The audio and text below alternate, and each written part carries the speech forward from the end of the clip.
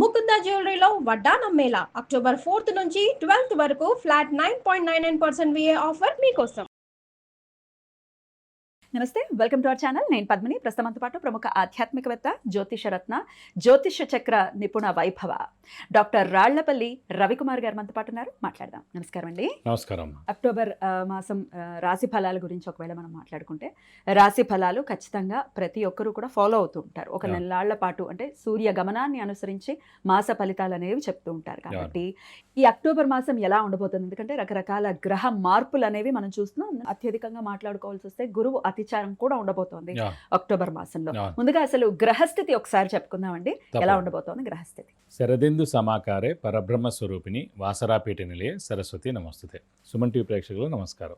ఈ ద్వాదశ రాసుల్లో నవగ్రహాలు అక్టోబర్ నెల అంటే 1-10-2025 నుంచి 30 అక్టోబర్ 2020 వరకు నవగ్రహాలు ఎక్కడ ఉన్నాయి ఇప్పుడు తెలుసుకుందాం. ముందుగా గురువు వచ్చేసి మనకి మిథున రాశిలో ఉంటారు. సో అది అతిచారం రీత్యా అనుకోండి, ఏ రీత్యా అనుకోండి. 18 అక్టోబర్ 2025 నుంచి 10-11-2020 వరకు గురువు మనకి కర్కాటక రాశిలో ఉంటారు. సో కానీ ఒక నెలే ఉంటారు, ఇంచుమించు చెప్పాలంటే ఒక నెల కూడా కాదు. సో 23 days 24 days ఉంటారు. అయినా కూడా మనకి మార్పులు చాలా వస్తాయి. ఎందుకంటే మళ్ళీ మిథునంలోకి వెళ్తారు. మళ్ళీ అక్కడి నుంచి ఇక కంటిన్యూస్గా మిథునంలో ఉంటారు. కానీ మనకి ఇప్పుడు కర్కాటకలో వచ్చింది అనుకోండి, మనం ఎప్పుడు గోచారం ఎలా చూసుకుంటాం అంటే, మన రాశి నుంచి 2, 5, 7, 9, 11 స్థానాల్లో గురువు ఎప్పుడైతే ప్రవేశిస్తారో ఆ సమయాల్లో ఉన్నత విద్య రావడం, నిరుద్యోగులకు ఉద్యోగం రావడం, ఉద్యోగస్తులు ప్రమోషన్స్ రావడం, name and fame, foreign tour visits, ఇలాంటివన్నీ రావడం. అది లగ్నరీత్యా చూస్తారా, రాశిరీత్యా? మనం గోచారం చెప్పుకుంటున్నప్పుడు రాశిరీత్యా చూస్తాం. మామూలుగా జాతకం బాగుంటే కనుక ఇది యాడ్ అవుతుందండి. 50% జాతకం ఉంటే కనుక 50% గోచారం. కానీ గోచారంలో మటుకు ఈవెంట్ అవ్వాలంటే ఖచ్చితంగా, ఇప్పుడు ఫర్ ఎగ్జాంపుల్ వివాహం కాని వాళ్ళు ఉన్నారనుకోండి, ఈ నెలల్లో వివాహం ఫిక్స్ అవ్వచ్చు. మొన్నటిదాకా వాళ్ళకి 4th హౌస్లో ఉన్నారనుకోండి, ఇప్పుడు వాళ్ళకి 5th హౌస్లో ఉంటారు కదా. ఇప్పుడు మీన రాశి వాళ్ళు ఉన్నారు, చతుర్థ స్థానంలో ఉన్నారు. కానీ ఇప్పుడు ఈ నెలల్లో 25 రోజులు మనకి 5th హౌస్లో ఉంటారు. కాబట్టి ఖచ్చితంగా ఈ నెలలు గట్టిగా ప్రయత్నిస్తే వివాహం కుదిరేందుకు అవకాశం ఉంది, అలాగే సంతానం కలిగేందుకు అవకాశం ఉంది. సో నిరుద్యోగులు ఉద్యోగం రావడం, ఫారెన్ టూర్ విజిట్స్, అసైన్మెంట్స్, మంచి వ్యాపారం స్టార్ట్ చేయడం, ఇలాంటివన్నీ కూడా జరుగుతుంటాయి. సో గురువు వచ్చేసి మనకి ఈ 18-10 నుంచి 10-11 దాకా కర్కాటక రాశిలో ఉంటారు. మనకి రాహు యాస్టీస్గా మనకి కుంభరాశిలో ఉంటారు. కేతు వచ్చేసి మనకి సింహరాశిలో ఉంటారు. శని మనకి మీన రాశిలో ఉంటారు. అలాగే శుక్రుడు మటుకు నీచ స్థానంలో ఉంటారండి ఈ మాసం అంతా. అలాగే మనకి అక్టోబర్ 15 to నవంబర్ 15 ఫిక్స్డ్ అండి. ప్రతి సంవత్సరం కూడా రవి నీచ స్థానంలో ఉంటారు అన్నమాట. ఏప్రిల్ 15 to మే 15 ఉచ్చ స్థానంలో ఉంటారు. అందుకే ఏప్రిల్ మే ఎండలు ఎక్కువగా ఉంటాయి. అక్టోబర్ 15 to నవంబర్ 15 రవి నీచలో ఉంటారు కాబట్టి చలి ఎక్కువగా ఉంటుంది అన్నమాట. తులలోకి వెళ్తారు. సో అలా కూడా మనం చెప్పుకోవచ్చు. అలాగే కుజుడు వచ్చేసి మనకి తులారాశిలో ఉంటారు. అలాగే బుధుడు కూడా మనకి తులారాశిలో ఉంటారు.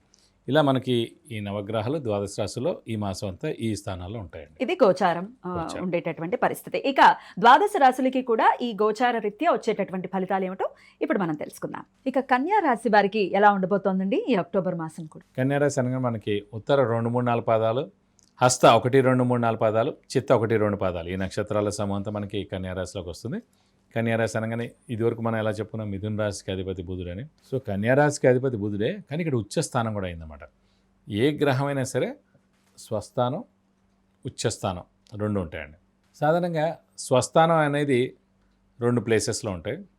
అంటే చంద్రుడికి రవికి అయితే ఒక్కొక్క స్థానం, మిగతా అన్ని గ్రహాలు కూడా అంటే రాహుకేతువులు ఛాయాగ్రహాలు కాబట్టి వాళ్ళు తీసేస్తే కుజుడు, బుధుడు, గురువు, శుక్రుడు 4 కూడా స్వస్థానాలు ఉంటాయి. అలాగే ఉచ్చ కూడా ఉంటాయి. ఉచ్చ స్థానం ఎప్పుడు కూడా ఏంటంటే ఆపోజిట్ హౌస్లో ఉంటుంది అన్నమాట. ఆపోజిట్ హౌస్లో ఉంటుంది.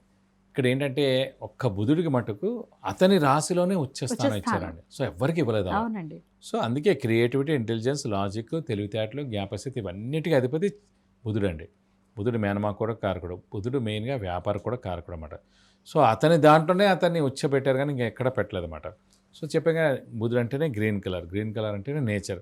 సో నేచర్తో మమేకమైపోగలరు కన్యారాశి వారు. So already born with the art అన్నట్టుగా వాళ్ళకి తెలివితేటలు, జ్ఞాపశక్తి, హాస్య కుశలత, లౌక్యం, మెయిన్ లౌక్యం అండి. చాలామంది లౌక్యం తెలియక మాట్లాడడం రాక జనాలు సక్సెస్ అవ్వలేకపోతున్నారు. ఆ లౌక్యం అనేది కూడా 100% కన్యారాశి వారికి ఉంటుంది అన్నమాట. సో ఆ కన్యారాశి అధిపతి బుధుడయ్యాడు కాబట్టి వాళ్ళకి అత్యద్భుతంగా ఉంటుంది సాధారణంగా. సో ఈ కన్యారాశి వారిని తీసుకుంటే ప్రస్తుతం మనకి 10వ స్థానంలో గురువు ఉన్నాడు, అది చాలా బాగున్నాడు. ఒక 7వ స్థానంలో శని ఉన్నాడు. 7వ స్థానాన్ని దేనికి చూసుకుంటారంటే అండి, ఇమీడియట్ బాస్. ఇప్పుడు మీరు ఉన్నారు, మీరు సుమన్ గారిని కలవడం అనేది చాలా అరుదు.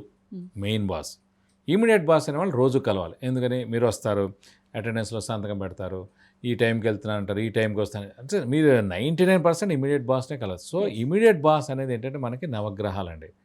మెయిన్ బాస్ అనేదేమో మన దేవుడు అండి.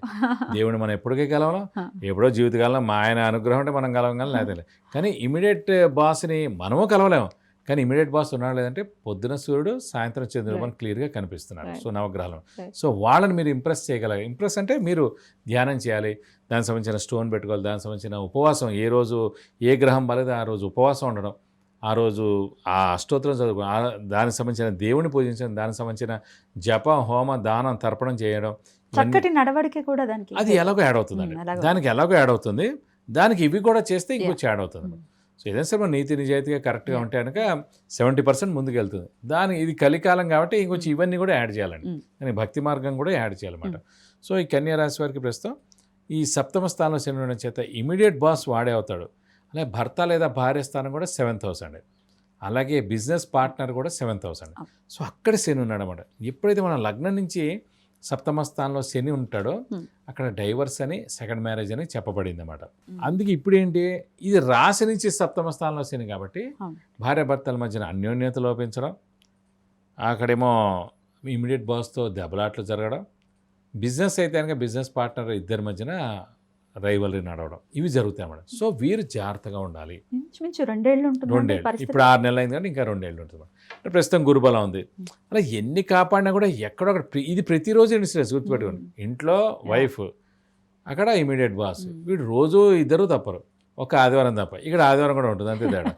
కాబట్టి మనకి సప్తమ స్థానంలో శని ఉన్నందుకు మనం జాగ్రత్తగా ఉండాలి. అంటే మనం మ్యాచ్ చేసుకోవాలన్నమాట. ఎందుకు కన్యా రాశి వారికి ఇలా ఉంది అంటే సప్తమ స్థానంలో శని ఉన్నాడు కాబట్టి ఇలా ఉంది అని మనం అలర్ట్ అవ్వాలి.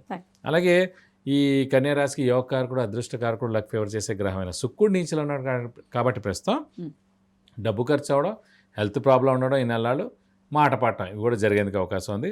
అలాగే వెహికల్ కూడా చాలా డబ్బులు ఖర్చు అయ్యేటట్టు ఉంది, మెయింటెనెన్స్ కానీ సర్వీసింగ్ కానీ. అలాగే కొంచెం అనారోగ్యం కూడా చేసేందుకు అవకాశం అన్నమాట. సో కన్యా రాశి వారికి అంటే గురుబలం ప్రస్తుతం బాగానే ఉంది, కానీ ఈ చించిరే బాగాలేదు కాబట్టి కొంచెం మిశ్రమంగా ఉందని చెప్పుకోవాలమ్మా. గురుబలం బాగుంది, కానీ వివాహానికి సంబంధించి ఒకవేళ మగవాళ్ళకి చూసుకుంటే మరి శుక్రబలం కావాలి అని అంటారు కాబట్టి శుక్రుడు నీచంలో ఉన్నారు అని అంటున్నారు. మరి వివాహం పరిస్థితి ఏంటండి? వివాహం అయ్యే ఛాన్సెస్ ఉందా? అంటే గోచారీత్యా శుక్రుడు నీచంలో ఉన్నారు, కానీ జాతకంలో శుక్రుడు నీచంలో ఉంటే కనుక వివాహానికి ఆలస్యం మగవాళ్ళకి. అదే ఆడపిల్లలకైతే కనుక కుజుడు భర్త కారకుడు అండి, గురువు కాదు. కుజుడే భర్త కారకుడు. కుజుడు నీచలో ఉండకూడదు. కుజుడు నీచలో ఉన్నంటే చాలా ఆలస్యం అవడం, చాలా దెబ్బలాట్లు వాళ్ళ మ్యారిటల్ లైఫ్లో ఉండడం, ఒక యాక్సిడెంట్ జరగడం, భర్త కూడా మేజర్ యాక్సిడెంట్ జరిగి ఏదైనా జరగచ్చు, అన్ని ప్రమాదాలు ఉంటాయి. సో కుజుడు చాలా జాగ్రత్తగా బాగుండాలి.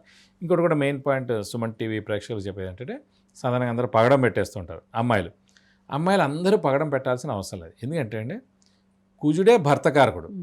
భర్త ఎప్పుడు వస్తాడు? పెళ్ళి అయిన తర్వాత భర్త అవుతాడు.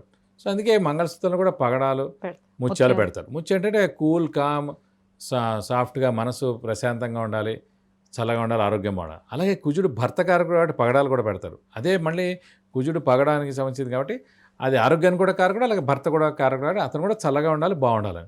సో ముందే మీరు పగడం పెట్టడం ద్వారా కుదిరిన పెళ్ళి క్యాన్సిల్ అవుతుంది, గడప దాకా వచ్చిన సంబంధం ఆగిపోతుంది, అన్నీ ఓకే అయిపోయింది కూడా పెళ్లిపేటల మీద కూడా పెళ్ళి ఆగిపోవచ్చు. సో పగడ అందరూ 90% పెట్టాల్సిన అవసరం లేనే లేదు. ఆడవాళ్ళు అయితే 100% పెట్టక్కర్లేదు, మగవాళ్ళు కూడా పెట్టక్కర్లేదు. చాలామంది కుజుదోషం అని ఇవన్నీ అసలు అవసరం లేదండి. 90% అవసరం లేదు. చటగ్రహాలు అసలు మీరు పెట్టక్కర్లేదు. శుభగ్రహాలైన చంద్రుడు పెట్టుకోండి, ముత్యం, బుధుడిది పచ్చ పెట్టుకోండి, కనకపుష్పరాయం పెట్టుకోండి, అవేవి నష్టపరచవు. కానీ కెంపు కానీ, పిల్లి కన్ను రాయి కానీ, అంటే వైఢూర్యం కానీ, ఇలాగ గోమేధికం కానీ, అలాగే మనకి సంబంధించిన రూబీ కానీ ఇవన్నీ పెట్టకూడదు. అలాగే నీలం పెడితే యాక్సిడెంట్స్ అవుతాయి. నీలం అయితే చాలా డేంజర్ పడదు. సో వజ్రం ఒక్కటి మటుకు చాలా చూసి జాగ్రత్త పెట్టాలి. ఒక్క శుభగ్రహాల్లో వజ్రం శుక్రుడిది కాబట్టి అదొక్కటి మటు చూసి పెట్టాలండి. రైట్. ఇక సంతానం విషయం కూడా చెప్పండి, ఎలా ఉంటుంది కన్యా రాశి? సంతాన కారకుడు గురువే కాబట్టి ఖచ్చితంగా సంతానం కలిగేందుకు అవకాశాలు ఉన్నాయి. సో మీ మానవ ప్రయత్నం అనేది మీరు చేయాలి. సో దైవాన్ని కూడా మీరు కొంచెం గట్టిగా పట్టుకుంటే కనుక తప్పకుండా సంతానం కలిగేందుకు అవకాశాలు 100% ఉన్నాయి. ఎటువంటి పరిహారాలు కన్యా రాశి వారు చేస్తారు? కన్యా రాశి వారికి అంటే ప్రస్తుతం వీరికి శుక్రుడు నీచలో ఉన్నాడు కాబట్టి ప్రస్తుతం ఈ నెలలకి మటుకు, ఎందుకంటే ఇతను యోగకారకుడు, అదృష్టకారకుడు, లక్ ఫేవర్ చేసే గ్రహం కాబట్టి ప్రతి శుక్రవారం ఉపవాసం ఉండడం, అలాగే అమ్మవారిని ఎక్కువగా ఆరాధించడం, ప్రతిరోజు అమ్మవారి అష్టోత్తరం చదువుకోవడం, ఇవి చేస్తే సరిపోతుంది. అలాగే అమ్మవారి టెంపుల్కి వెళ్ళి, ఏదైనా అమ్మవారి టెంపుల్కి వెళ్ళి ప్రతి శుక్రవారం 41 ప్రదక్షిణాలు చేసి అమ్మవారికి అభిషేకం కానీ అర్చన కానీ చేయిస్తే మీ పేరు నక్షత్ర గోత్రం అవుతాడు, మీకు అన్ని విధాలా మంచి చేకూరుతుంది. మరి మీ జన్మ జాతకానికి సంబంధించి విద్య, ఉద్యోగ, ఆరోగ్య, ఆర్థికం సమస్య ఏదైనా కూడా దానికి పరిహార మార్గం తెలుసుకోవాలన్నా, జాతక విశ్లేషణ తెలుసుకోవాలన్నా మన గురుగారికి ఖచ్చితంగా మీరు కాంటాక్ట్ చేయొచ్చు. మరి కింద స్క్రోల్ అవుతున్న నంబర్స్కి మీరు వాట్సాప్ చేయొచ్చు. చాలా చక్కగా వివరించారండి, కృతజ్ఞతలు. ఇక నెక్స్ట్ వీడియోలో తులారాశి గురించి తెలుసుకుందాం. నమస్కారం. నమస్కారం.